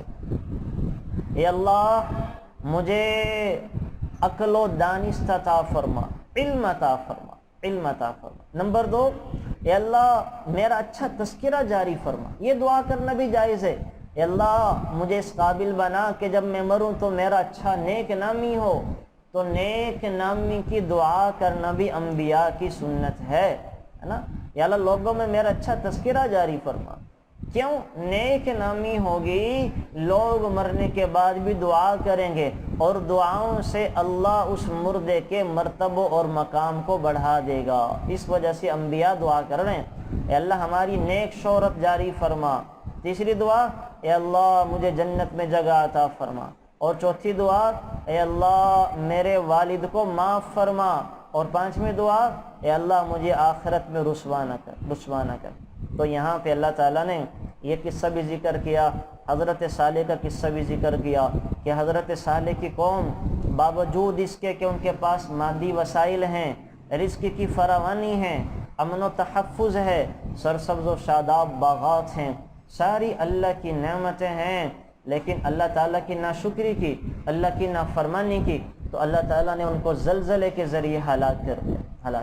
تو اللہ نے یہاں یہ پیغام دیا کہ ہر ناشکری قوم کا انجام ہلاکت کی صورت میں ہوتا ہے۔ ہر ناشکری قوم کو اللہ ہلاکت کا جام پلاتے ہیں۔ اچھا یہ قوم ناشکری کرے تب بھی تباہی و بربادی ہے، خاندان ناشکری کرے تب بھی تباہی و بربادی ہے، اگر کوئی انفرادی طور پہ اللہ کا ناشکر بن جائے تو تب بھی اس کی تباہی اور بربادی ہے نا۔ اور اس کے بعد اللہ تعالیٰ نے جو حضرت شعیب کا قصہ ذکر کیا اور حقوق العباد کچھ ذکر کیے، پھر سورۃ النمل میں، نمل بولتے ہیں چیونٹی کو، دیکھ لیں اللہ کی شان دیکھیں آپ، چیونٹی کے نام پر پوری سورت اللہ نے اتار دی۔ کیوں؟ اللہ تعالیٰ کو خیر خواہی کا جذبہ بڑا پسند ہے۔ ایک ہوتا ہے عبادت کا جذبہ، ایک ہوتا ہے اپنی ذات کو کچھ بننے اور بنانے کا جذبہ، اور ایک ہوتا ہے خلق خدا کے ساتھ خیر خواہی کا جذبہ۔ اللہ تعالیٰ کو سارے جذبوں میں سب سے زیادہ پسند جذبہ وہ انسانوں کی خیر خواہی ہے۔ جو خیر خواہی کے جذبے سے زندگی گزارتا ہے اللہ تعالیٰ اس کے وارے نیارے کر دیتے۔ یہ ادا اللہ کو سب سے زیادہ پسند ہے، خیر خواہی کا جذبہ۔ آپ اندازہ لگائیں، ایک چیونٹی نے اپنی برادری کی خیر خواہی کی، حضرت سلیمان کی قوم گزرنے لگی تو چیونٹی اپنی برادری سے کہہ رہی ہے اپنی اپنی بلوں میں چلے جاؤ ورنہ مارے جاؤ گے، سلیمان کے لشکر کے پاؤں کے نیچے روندی جاؤں گی، اپنی اپنی بلوں میں چلی جاؤ۔ اللہ تعالیٰ کو اس ایک چیونٹی کی ادا اتنی پسند آئی کہ یہ اپنی برادری کی خیر خواہی کر رہی ہے، تو اللہ تعالیٰ نے اس کے نام پر پوری سورت اتار دی۔ تو خیر خواہی کا جذبہ اللہ کو بڑا پسند ہے، حد سے زیادہ پسند ہے۔ سورۃ المومن اتار دی، ابھی آگے جا کے 24ویں پارے میں آ جائے گی کہ ایک بندے نے حضرت موسیٰ کی خیر خواہی کے جذبے سے حضرت موسیٰ کو راز بتا دیا، اللہ تعالیٰ نے اس کے نام پر سورت اتار دی۔ سورہ یاسین میں حبیب نجار کی خیر خواہی کا تذکرہ کر دیا۔ تو خیر خواہی کا جذبہ بڑا پسند ہے۔ تو دنیا میں جتنے بھی جذبے ہیں، اپنی اپنی ذات کا جذبہ، اپنا اپنا بنانے کا جذبہ، عبادت کا جذبہ، ان سارے جذبوں میں سب سے زیادہ پسندیدہ اور مرغوب جذبہ اللہ کے ہاں وہ انسانوں کی خیر خواہی کا جذبہ ہے۔ یہ جذبہ میں اور آپ بھی اپنے اندر پیدا کر سکتے ہیں۔ آپ گھر میں خاتون خانہ ہیں، گھر والوں کو خوش کرنا شروع کر دیں، گھر والوں کی خیر خواہی آپ کے سامنے سب سے اہم چیز ہو، اللہ آپ کا بھی تذکرہ حشر کے میدان میں کریں گے۔ آپ خاندان میں بڑے ہیں، خاندان کی خیر خواہی کے بارے میں سوچنا شروع کر دیں۔ آپ ماں ہیں، اولاد کی خیر خواہی کے بارے میں سوچنا شروع کر دیں۔ آپ بہن ہیں، اپنے بہن بھائیوں کی خیر خواہی کے جذبے سے زندگی گزاریں۔ آپ بیٹی ہیں، اپنے ماں باپ اور بڑوں کی خیر خواہی کے جذبے سے زندگی گزاریں۔ اللہ کا قسم، اللہ کو یہ جذبہ اتنا پسند ہے کہ اللہ تعالیٰ پھر وارے نیارے کر دیتے ہیں۔ تو صرف اندازہ لگائیں، چیونٹی نے اپنی برادری کی خیر خواہی کی، اللہ تعالیٰ نے اس کا نام پہ پوری صورت اتار دی۔ اس کے بھی میں انشاءاللہ وہ آپ کو پھر یہ ساری چیزیں اب ذرا کچھ باتیں وہ ڈیٹیل کے ساتھ میں ذکر وہ کر دیتا ہوں۔ پہلی بات ہم نے جو کی عباد الرحمن، اللہ تعالیٰ سورۃ الفرقان میں کہہ رہے ہیں عباد الرحمن، میرے خاص بندے کون سے ہیں، ہے نا، خاص بندے کون سے ہیں۔ اچھا، اس سے پہلے ایک چیز اور ذکر کر دوں، قیامت میں یہ غلط دوستیاں کام نہیں آئیں گی، چھوٹ جائیں گی، اور انسان تمنا کرے گا کاش کہ میں برے لوگوں کی صحبت میں نہ بیٹھتا، کاش کہ میں غلط لوگوں کو دوست اور سہیلیاں نہ بناتا۔ یقول یا لیتنی لم اتخذ فلانا خلیلا، کاش کہ میں فلانے کو اپنا دوست نہ بناتا، ہے نا۔ ہوا کیا تھا؟ عقبہ بن ابی معیط یہ وہ بدبخت تھا جو میرے نبی کی شان میں گستاخیاں کیا کرتا تھا، اور جب مکہ فتح ہوا یہ بیت اللہ کے پردے کے ساتھ جا کے چمٹ گیا۔ صحابہ نے آ کے کہا یا رسول اللہ صلی اللہ علیہ وسلم، یہ عقبہ بن ابی معیط تو بیت اللہ کے ساتھ جا کے چمٹ چکا ہے، اور بیت اللہ میں کسی کو قتل نہیں کیا جا سکتا، آپ نے تو قتل کا حکم دے دیا، بیت اللہ میں کیسے قتل کریں گے؟ تو اللہ تعالیٰ نے وحی بھیج دی، یہ ایسا بدبخت ہے میں اپنے نبی کے لیے بیت اللہ میں بھی خون بہانے کو حلال قرار دیتا ہوں۔ وحی آئی کہ آج سے پہلے ہم نے کسی کو حرم میں قتل کی اجازت نہیں دی، نہ آج کے بعد کسی کو حرم میں قتل کی اجازت دی جائے گی، لیکن ایسا بدبخت ہے میرے نبی کی شان میں گستاخیاں کرتا رہا، ہمیں یہ گوارا نہیں ہے، ہم بیت اللہ میں بھی اس کے خون کو حلال قرار دیتے ہیں۔ تو ہوا کیا تھا؟ یہ ایسا بدبخت تھا۔ یہ عقبہ بن ابی معیط مکہ کے سرداروں میں سے تھا، اس کی عادت تھی کہ جب سفر سے آتا تو شہر کے معزز لوگوں کی دعوت کرتا تھا، سارے شہر کے لوگوں کو اکٹھا کر کے جو سوغات کہیں سے لے کر آتا کھلاتا پلاتا، اور اکثر آپ علیہ الصلوۃ والسلام سے بھی ملا کرتا تھا۔ ایک مرتبہ حسب عادت اس نے شہر کے معززین کی دعوت کی اور حضور کو بھی بلایا، آپ علیہ الصلوۃ والسلام بھی گئے۔ حضور نے اس کے سامنے جب کھانا رکھا تو حضور نے اس سے کہا کہ میں تمہارا کھانا اس وقت تک نہیں کھاؤں گا جب تک تم گواہی نہ دو اور کلمہ نہ پڑھ لو، اللہ اور میری بات کی گواہی نہ دو، ہے نا۔ عقبہ نے کیا کیا؟ کلمہ پڑھ لیا، کلمہ پڑھ لیا، اشہد ان لا الہ الا اللہ واشہد ان محمدا عبدہ ورسولہ، اور حضور نے پھر اس کے کلمہ پڑھنے کے بعد کھانا کھا لیا۔ اب دیکھیں یہاں سے یہ بھی پتہ چلتا ہم ظاہر کے مکلف ہیں، اندر کی باتیں اللہ ہی جانتا ہے۔ میرے نبی کو اس نے کلمہ پڑھ کے سنایا، میرے نبی نے کلمہ پڑھنے کے بعد اس کے کھانا کھا لیا۔ عقبہ کا جو دوست تھا امیہ بن خلف، اس کو جب لگا پتہ کہ عقبہ تو مسلمان ہو گیا تو بڑا غصے ہوا، وہ عقبہ کے پاس آ کے کہنے لگا یہ تو نے کیا کیا، ہے نا۔ تو عقبہ کہنے لگا بھائی بات یہ ہے میں نے قریش کے معزز لوگوں کو اپنے گھر پر بلایا ہوا تھا، تو اس میں محمد کو بھی بلایا تھا، تو جب وہ آیا ہوا تھا اور میرے گھر سے کوئی کھائے پیے بغیر چلا جاتا تو یہ میری بڑی رسوائی تھی، یعنی یہ بڑی ذلت کی بات ہوتی کہ لوگوں کو پتہ چلتا کہ محمد آئے ہیں اور کھائے پیے بغیر چلے گئے۔ اس وجہ سے میں نے ان کا دل رکھنے کے لیے کلمہ پڑھ لیا، میں مسلمان کوئی نہیں ہوا، دل رکھنے کے لیے پڑھ لیا۔ امیہ بن خلف نے کہا میں تیری اس بات کو قبول نہیں کروں گا جب تک تو جا کر محمد کے منہ پر تھوک نہ دے، معاذ اللہ معاذ اللہ۔ یہ کم بخت بد نصیب دوست کے کہنے کے چکر میں آیا اور دوست کی باتوں میں آ کر حضور کی گستاخی کے اوپر آمادہ ہو گیا، اور آ کر آپ علیہ الصلوۃ والسلام کے چہرے انور پر اس بدبخت نے تھوک پھینک دیا، تو اللہ تعالیٰ نے پھر دونوں کو سزا دی اور بدر میں دونوں مارے گئے، ہے نا، دونوں کو اللہ تعالیٰ نے ذلیل و رسوا کر دیا۔ تو بہرحال یہ واقعہ پیش آیا تھا۔ پھر تو قیامت میں یہ لوگ کہیں گے کہ یا لیتنی لم اتخذ فلانا خلیلا، کاش کہ میں فلانے کو اپنا دوست نہ بناتا، فلانے کو اپنا دوست نہ بناتا۔ تو قیامت میں تو اس چیز کا تذکرہ، اس وجہ سے زندگی میں ہی اپنے دوست سہیلیاں اپنے تعلق والے اچھے لوگ منایا کریں، اچھے لوگ منائیں گے یہ حشر میں بھی کام آئیں گے، برے لوگ بنائیں گے تو دنیا بھی برباد کروا دیں گے، آخرت بھی داؤں پہ لگوا دیں گے۔ تو اپنے بچوں کو اس بات کی تلقین اور تعلیم دیں کہ کن سے دوستی رکھنی ہے کن سے نہیں رکھنی ہے۔ آگے چل کر پھر اللہ تعالیٰ نے عباد الرحمن کا ذکر کیا، ہے نا، کہ اللہ کے خاص بندے کون ہیں۔ نمبر 1 عباد الرحمن، پہلا وصف بندے کا عبد ہونا، غلام ہونا، ہے نا۔ بندہ کسے کہتے ہیں؟ جو اپنے مالک کی مان کے چلتا ہو، اس کو عبد کہا جاتا ہے۔ جگہ جگہ قرآن میں آتا ہے نا، یا جیسے نام بھی عبداللہ، اللہ کا بندہ، عباد الرحمن الذین یمشون علی الارض ہونا وَإِذَا خَاطَبَهُمُ الْجَاهِلُونَ قَالُوا سَلَامًا وَالَّذِينَ يَبِيتُونَ لِرَبِّهِمْ سُجَّدًا وَقِيَامًا۔ تو عبد کسے کہتے ہیں؟ عبد آپ کو ایک مثال سے سمجھاتا ہوں۔ ایک آدمی غلام خرید کے لایا، غلام کو عربی زبان میں عبد کہا جاتا ہے، عبد بندہ، غلام۔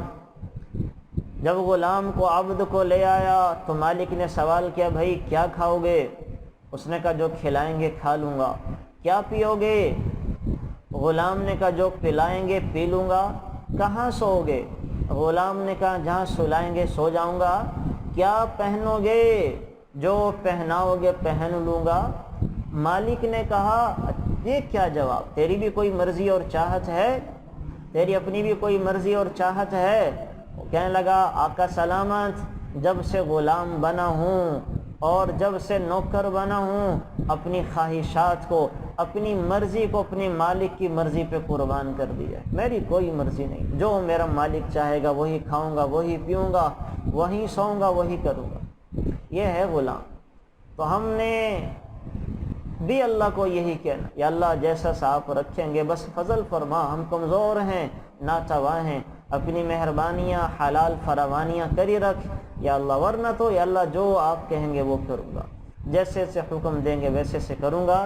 جس میں یہ بات آ جائے وہ ہے غلام، اور غلام ہونا یہ سب سے بڑی خوبی ہے۔ عبد بن جانا یہ ولی بننے سے بڑا انعام ہے، بندہ خاص بن جانا۔ اسی وجہ سے اللہ تعالیٰ نے حضور کی جو خوبیاں بتائی ہیں، سب سے بڑی خوبی کیا کہی؟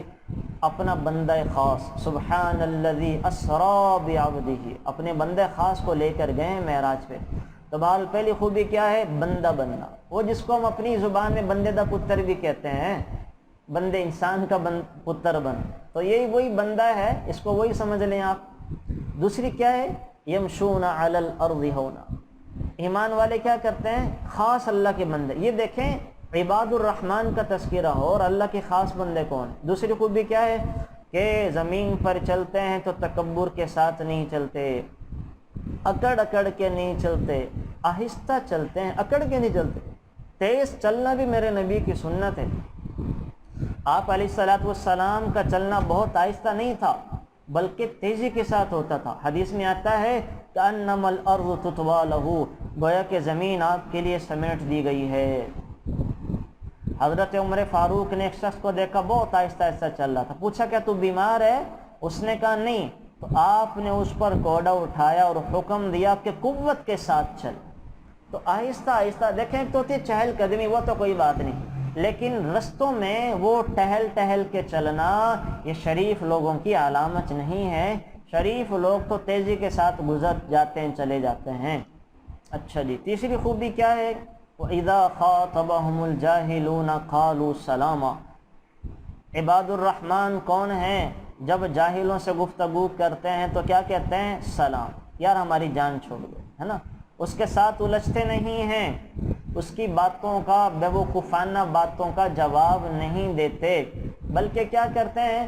بڑے اچھے انداز میں اس سے اپنی جان چھوڑاتے ہیں۔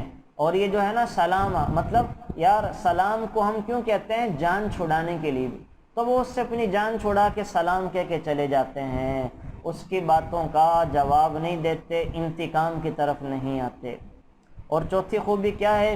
والذین یبیتون لربہم سجدا وقیاما، وہ رات اپنے رب کے سامنے گزارتے ہیں سجدے میں کھڑے ہو کر، تہجد کا اہتمام کرتے ہیں، ہے نا۔ عباد الرحمن کی ایک بڑی خوبی تہجد کا اہتمام کرتے ہیں، اپنے رب کے سامنے رات کو ضرور کھڑے ہوتے ہیں۔ حضرت ابن عباس نے فرمایا جس شخص نے عشاء کے بعد 2 یا زیادہ رکعتیں پڑھ لیں وہ بھی اس حکم میں داخل ہو گیا۔ کتنی فضیلت کی بات ہے۔ اگر شہری میں نہیں اٹھ سکتے، تہجد میں جاگ نہیں ہوتی، تو رات کو سونے سے پہلے جو 2 رکعتیں پڑھ لے گا تو انشاءاللہ وہ بھی عباد الرحمن میں داخل ہو جائے گا۔ اور آپ علیہ الصلوۃ والسلام نے تو فرمایا جس شخص نے عشاء کی نماز با جماعت پڑھی اور فجر کی نماز باجماعت پڑھی اس کو ساری رات عبادت کرنے والا سمجھا جائے گا۔ تو مرد تو جماعت کے ساتھ پڑھ لیں، عورتیں عشاء کی نماز عشاء کے وقت میں اگر پڑھ لیں، فجر کی نماز فجر کے وقت میں پڑھ لیں، تو اللہ تعالیٰ ان کے نامہ اعمال میں ساری رات کی عبادت کا ثواب لکھ دیتے ہیں۔ تو کتنا بڑا عمل ہے، اس کا اہتمام کریں۔ پانچویں خوبی کیا ہے؟ والذین یقولون ربنا اصرف عنا عذاب جہنم، یعنی جو اللہ تعالیٰ کے مقبول لوگ ہوتے ہیں وہ بے خوف ہو کر نہیں بیٹھتے، ہر وقت ان کے دل میں خوف خدا رہتا ہے، آخرت کی فکر رہتی ہے، اللہ سے دعائیں کرتے ہیں، اے اللہ ہمیں جہنم کے عذاب سے بچا، اے اللہ جہنم کا ایندھن نہ بنانا، اے اللہ ہمیں جہنم کے عذاب سے بچانا۔ تو عباد الرحمن اپنی دعاؤں میں اللہ تعالیٰ سے جہنم سے پناہ بھی مانگتے ہیں، تو یہ بھی اپنی دعا کا حصہ بنا، یا اللہ ہم سب کو آخرت کی تنگیوں سے، آخرت کی مشکلوں سے، جہنم کے عذاب سے محفوظ فرمانا۔ اور چھٹی خوبی کیا ہے؟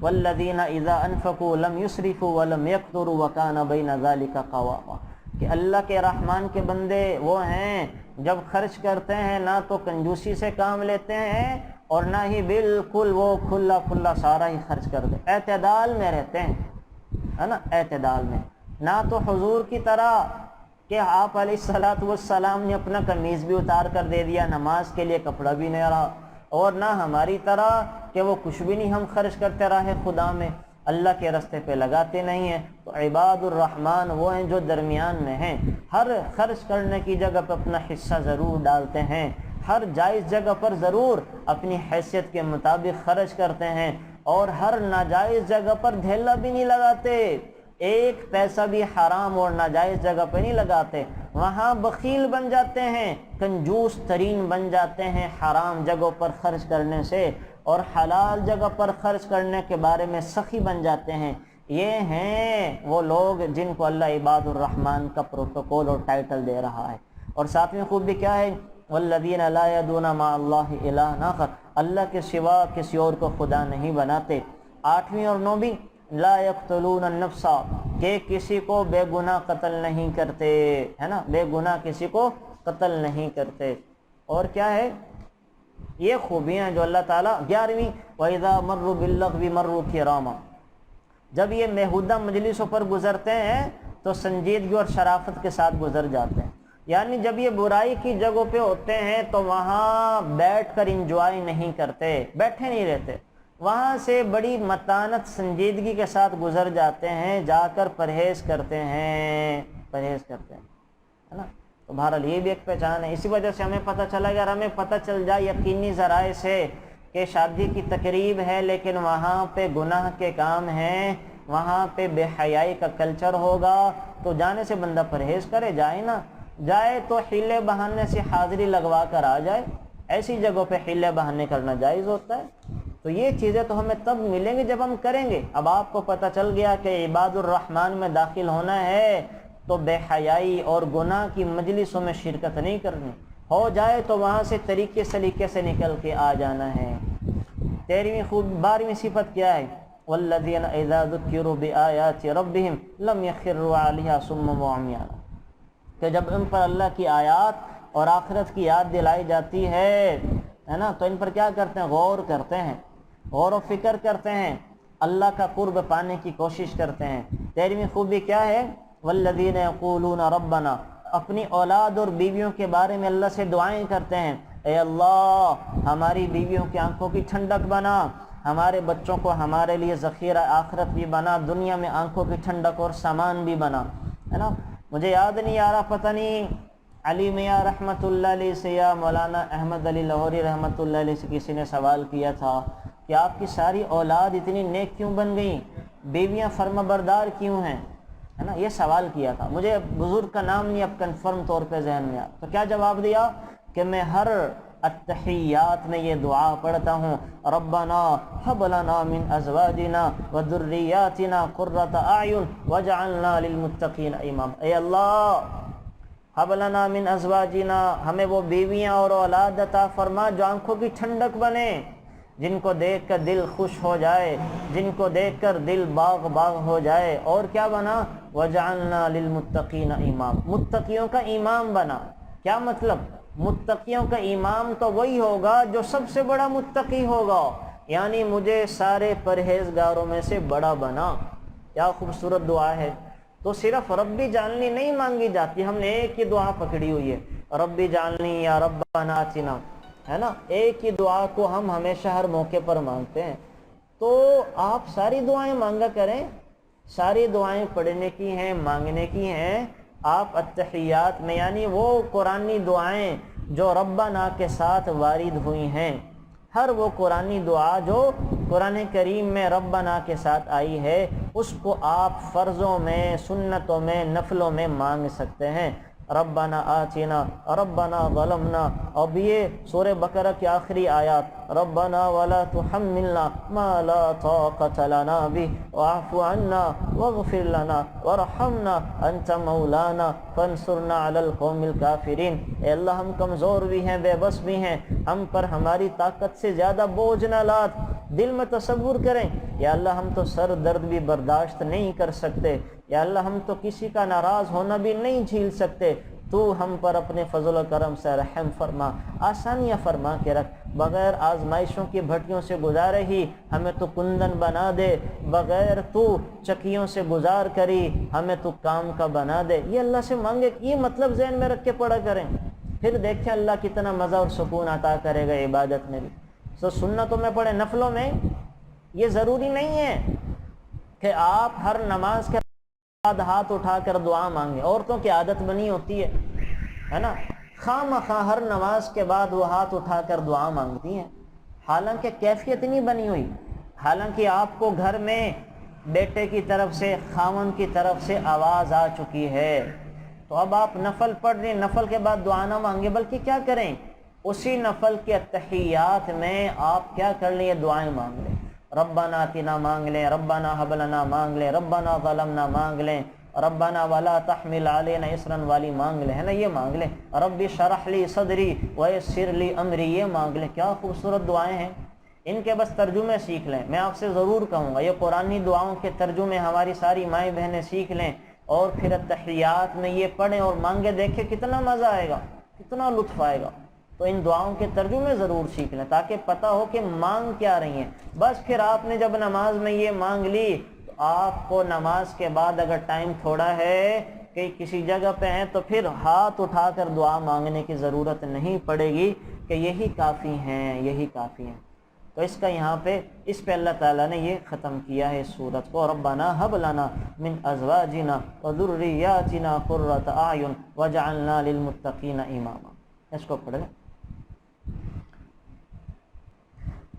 اللہ تعالیٰ نے یہاں پہ یہ، یعنی دعائیں کی بڑی برکتیں، وظیفہ بھی ہے اور اللہ اس سے بڑے کام بناتا ہے۔ تو الحمدللہ اللہ نے میرا بھی اس سے بڑا ایک کام بنایا، تو ہر ایک کے اللہ بنائے گا انشاءاللہ، تو ان کا اہتمام کریں۔ آگے چل کر اللہ تعالیٰ سورۃ النمل میں حضرت سلیمان علیہ السلام کا تذکرہ کر رہے ہیں۔ میں حضرت سلیمان کے کچھ حالات ذکر کر دیتا ہوں۔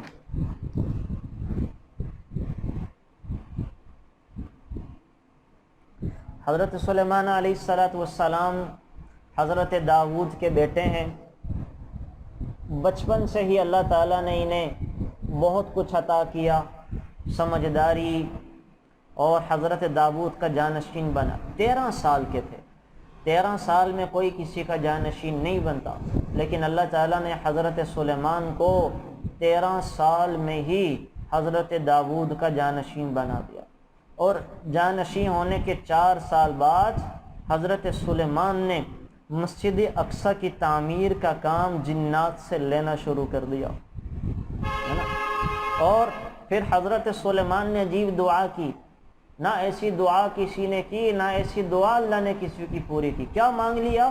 ربی حب لی ملکا لا ينبغی لأحد من بعدی انک انت الوہاب، اے اللہ ایسی سلطنت عطا فرما جو میرے بعد کسی کو بھی نہ ملے، ہے نا؟ یعنی ساری زمین کی بادشاہت ہی مانگ لی، ساری زمین کی بادشاہت مانگ لی، اور اللہ سے ساری زمین کی ہواؤں، جنات پہ، اور ساری دنیا پہ، سمندروں پہ، پرندوں پہ، درندوں پہ، جنگلوں پہ، ہر چیز کی اللہ تعالیٰ سے انہوں نے کیا مانگ لی؟ وہ حکومت مانگ لی۔ اور پھر اللہ نے دی بھی، اللہ تعالیٰ نے دی بھی۔ حضرت سلیمان علیہ الصلاۃ والسلام کی بے شمار خصوصیات ہیں، میں چند ذکر کر کے پھر آگے بڑھتے ہیں۔ پرندوں کی بولیاں بھی سکھا دی تھی، ہے نا۔ حضرت سلیمان علیہ الصلاۃ والسلام سمجھ لیتے تھے کہ پرندہ کیا کہہ رہا ہے، کس چیز کی ضرورت ہے۔ ہر پرندے کی زبان اللہ تعالیٰ نے حضرت سلیمان علیہ الصلاۃ والسلام کو سکھا دی تھی۔ اور کیا کیا، ہواؤں کو ان کے تابع کر دیا، جہاں چاہتے تھے چلتے تھے، اور ہوا کے ذریعے ایک صبح اور شام میں 1 مہینے کی مسافت طے کر لیتے تھے۔ 1 مہینے کا سفر ایک صبح یا شام میں کر لیتے تھے۔ صبح سے شام تک 1 مہینے کا سفر، شام سے صبح تک 1 مہینے کا سفر طے کرتے تھے۔ اور یہ سفر کرتے کس پہ تھے؟ تخت دیا تھا جس کا نام تھا تخت سلیمانی، جو ہوا میں اڑتا پھرتا تھا۔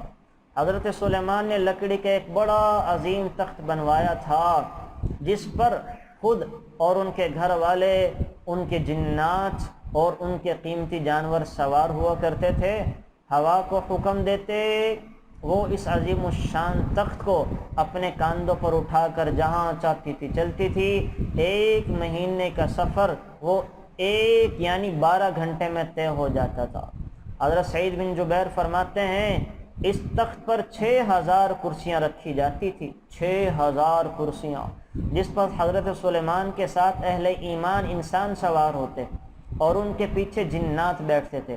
پھر پرندوں کو حکم دیتے کہ پورے تخت پر اپنے پروں سے سایہ کریں تاکہ سورج کی تپش سے بچا جا سکے۔ پھر وہ تخت ہوا کے دوش پر وہ جہاں دنیا میں چاہتے لے کر جاتے تھے، پھرتے تھے، ہے نا۔ حضرت مقاتل بن حبان فرماتے ہیں کہ جنات حضرت سلیمان کے لیے 2 فرسخ ریشمی فرش بنایا کرتے تھے، اور جہاں بیٹھنا ہوتا 2 میل تک وہ ریشم کا، آج ہم ریڈ کارپیٹڈ کر دیتے ہیں نا بڑے لوگوں کے لیے، تو ریشم کا کارپیٹ بچھاتے تھے اور درمیان میں سونے کا منبر رکھا جاتا۔ حضرت سلیمان اس پر بیٹھتے تھے اور دائیں بائیں 3000 سونے کی کرسیاں رکھی جاتی، جن پر علماء کو بٹھایا جاتا تھا۔ علماء کے پیچھے جنات اور دوسرے لوگ بیٹھا کرتے تھے اور پرندے ان پر سایہ کرتے تھے۔ اس طرح سے پروٹوکول میں حضرت سلیمان کو اللہ نے عطا کیا تھا۔ بہرحال گھوڑوں کا معائنہ والی بات بھی ہے، اور حضرت سلیمان کی ایک دفعہ گھوڑوں کے دیکھنے کے چکر میں نماز رہ گئی، ہے نا۔ گھوڑوں کو دیکھ رہے تھے، بڑے قیمتی گھوڑے تھے، تو پتہ ہی نہیں چلا سر کی نماز فوت ہو گئی، اور گھوڑے بھی جہاد کے لیے تھے۔ تو حضرت سلیمان نے جب دیکھا کہ نماز فوت ہو گئی تو کہنے لگے کہ مجھے میرے گھوڑوں نے وہ نماز سے غافل کر دیا، اپنے سارے گھوڑوں کو ذبح کر دیا، سارے گھوڑوں کو، کہ ان گھوڑوں نے مجھے نماز سے غافل کر دیا، گھوڑوں کو ذبح کر دیا۔ اللہ معاف فرمائے، ہمیں تو ایک ٹی وی ڈرامہ، گھر میں آئے چند مہمان، چھوٹا سا پروگرام بھی نماز سے غافل کر دیتا ہے۔ اچھا جی، یہ ایک ان کی اس میں سے۔ اسی طرح سے اللہ تعالیٰ نے حضرت سلیمان کے تابع جہاں یہ کیا وہاں جنات بھی کر دیے، اور جنات حضرت سلیمان کے لیے بڑے بڑے قلعے تعمیر کرتے، مسجدیں بناتے، بڑی بڑی عمارتیں بنواتے، قلعے نما۔ اور اس زمانے میں مورتیاں جائز تھی، تو مورتیاں مجسمے بناتے جو زیب و زینت کے لیے رکھی جاتی تھی۔ پانی بھرنے کے برتن اتنے بڑے تھے کہ جیسے ایک حوض ہوتا تھا، اتنی بڑی بڑی دیگیں بناتے تھے جو ہلانے سے نہ ہلتی تھی، پتھروں کو تراش تراش کے دیگوں کو بنایا جاتا تھا، اور جنات ہی ان کو اٹھاتے، دھوتے اور ان کے کام کرتے تھے۔ اور کیا کرتے؟ جنات کے ذریعے سمندروں میں ان کو بھیجتے کہ جاؤ سمندروں سے میرے لیے موتی نکال کر لے کر آؤ۔ وہ سمندروں کی معدنیات، موتی، ہیرے جواہرات لے کر آتے، اور کچھ جنات کو سمندروں میں باندھ کے قید کر دیتے تھے۔ یعنی وہ جنات جو سرکش ہو جاتے، نافرمانی کرتے تھے یا انسانوں کو ستاتے تھے، تو ان کو ادب سکھانے کے لیے ان کو باندھ کر قید کر دیا جاتا تھا۔ اب بھی جنات کی جو لائن کے لوگ ہیں، حضرت سلیمان کو چونکہ یہ اپنا بڑا مانتے ہیں سارے جنات، اور ان کو اپنا سردار مانتے ہیں، تو حضرت سلیمان کے واسطہ سے بھی جنات سے بڑے کام لیے جاتے ہیں۔ اور اسی طرح حضرت سلیمان کا بڑا دسترخوان تھا. حضرت سلیمان کا دسترخوان عبد الملک بن مروان کو حضرت سلیمان علیہ السلام کے دسترخوان سے ایک ٹرے ملی ہے نا. اس میں وہ کیا تھا؟ یاقوت، ایک موتی یاقوت کا، ایک زمرد کا، اور اتنا بھاری تھا کہ خچر اس کو تھوڑی دور تک اٹھا نہیں سکا، خچر کے پاؤں پھٹ گئے ہے نا. اتنا بھاری وہ ایک ان کا آپ کہہ لیں کہ پلیٹ تھی. اور اس کے علاوہ 30,000 غلام تھے ان کے، نوکر چاکر جو ان کے ساتھ رہتے تھے. اور اللہ نے کیا دیا؟ وَأَصَلْنَا لَهُ عَيْنَ الْقِطْرِ، حضرت سلیمان کے لیے تانبے جیسی دھات کو اللہ نے پانی بنا دیا تھا ہے نا. تانبے کو اللہ نے لیکوڈ کی شکل دی حضرت سلیمان کے لیے. اس تانبے کا چشمہ بہا کرتا تھا تو حضرت سلیمان اس سے جو چاہتے تھے بنا لیتے تھے، اور انہی پھر زیرہ وغیرہ کو بیچ کے اپنا روزگار چلایا کرتے تھے. حضرت سلیمان کے لشکر 3 قسم کے مخلوق پر مشتمل تھا. انسان پر، انسان بھی تھے، جنات بھی تھے، پرندے بھی تھے. تو حضرت سلیمان جب سفر کرتے تو ان کے لشکر میں جنات بھی ہوتے، انسان بھی ہوتے، پرندے بھی ہوتے، اور آگے پیچھے ان کو رکھا کرتے تھے. تو چلتے چلتے حضرت سلیمان جب ایک دفعہ چیونٹیوں کے لشکر کے پاس سے گزرے تو ایک چیونٹی اپنی باقی برادری سے کہنے لگی کہ چھپ جاؤ، سلیمان کا لشکر کہیں تمہیں رگڑ نہ دے. اور اس چونٹی کا نام محدثین نے حرص لکھا ہے، چوکیدار چونٹی ہے نا. اور کہنے لگی، بڑی سمجھدار تھی، کہنے لگی اس میں سلیمان کی لشکر کی غلطی نہیں ہوگی، ان کو پتہ نہیں چلے گا، وہ بڑے بڑے، تم چھوٹی مخلوق ہو، تو سلیمان کے لشکر کو الزام نہ دینا بلکہ تم چھپ جانا تاکہ وہ تم پاؤں کے نیچے نہ آ جاؤ. تو اللہ تعالیٰ نے چونٹی کی اس بات کو حضرت سلیمان کو سنا دیا، بڑے خوش ہوئے، چونٹی کی تعریف کی. اسی طرح حضرت سلیمان کے پاس ایک انجینئر تھی ہے نا. وہ کیا تھی؟ ہدہد. یہ پانی کا پتہ بتاتی تھی، جہاں بھی جانا ہوتا تو ہدہد یہ پتہ بتاتی تھی کہ یہاں پانی ہے، یہاں سے پانی نکلے گا. زمین کے اندر سے پھر حضرت سلیمان جنات کو کہتے کہ یہاں پہ کھدائی کرو، پانی نکال لو. تو انسان جو بڑا ڈاکٹر، انجینئر، پروفیسر یا بڑا پائلٹ بنا پھرتا ہے، یہ کام تو اللہ کی مخلوق بھی کرتی ہے.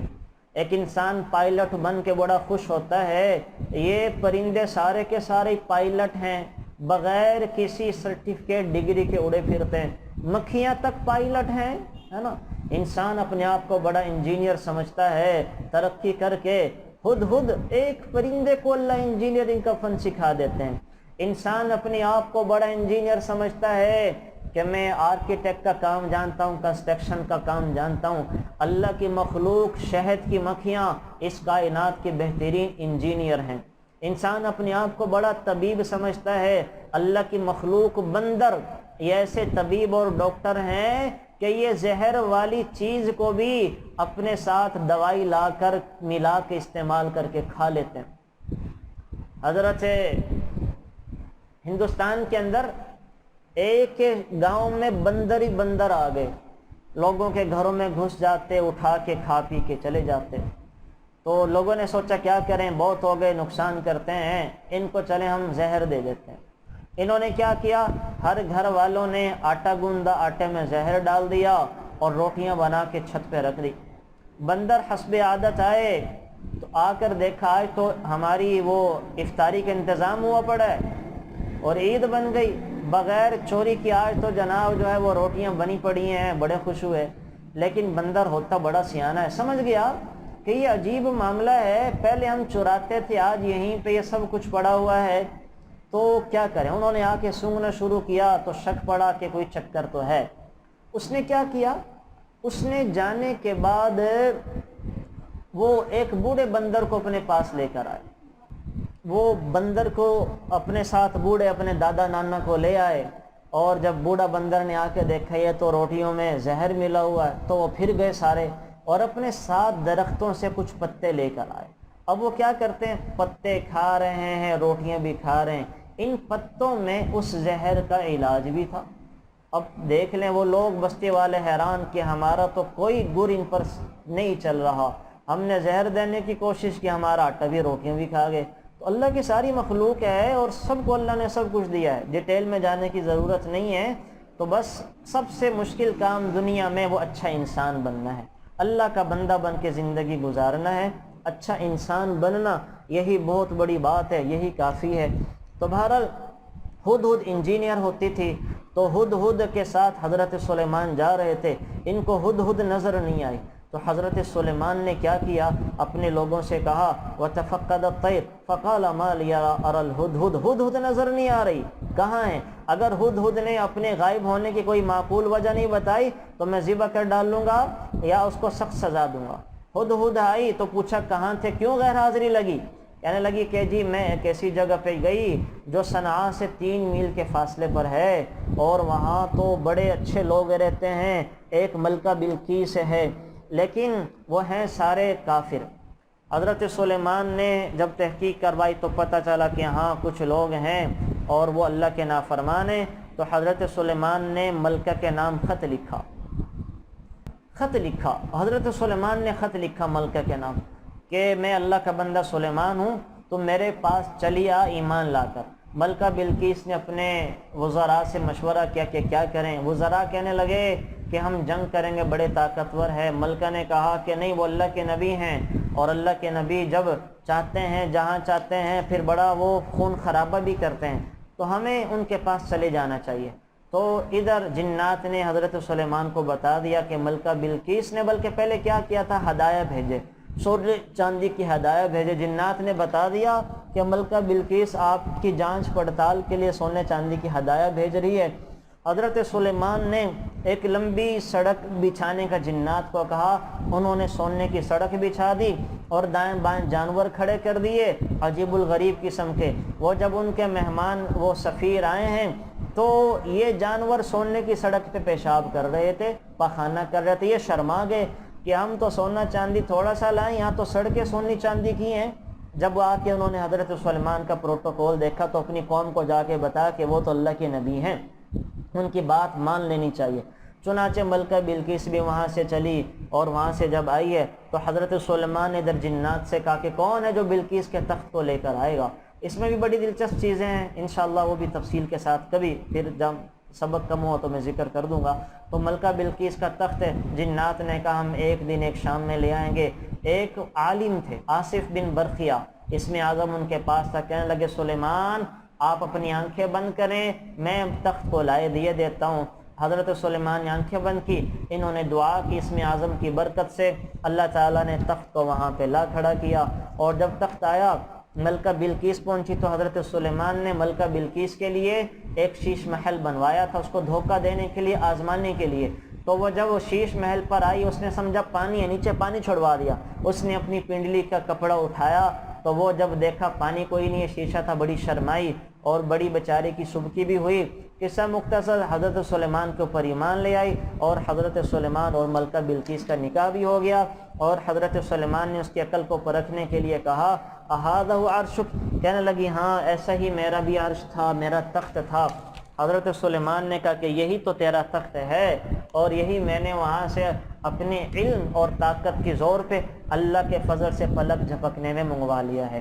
تو بہرحال یہاں پہ یہ ذکر کیا ہے، اللہ تعالیٰ مجھے آپ کو اس پوری صورت میں جو عباد الرحمن ہم نے رحمان کے بندوں کی خصوصیات پڑھی ہیں، اللہ ہم میں سے ہر ایک کو ہماری نسلوں میں یہ تمام خوبیاں اور خصوصیات پیدا فرما دے۔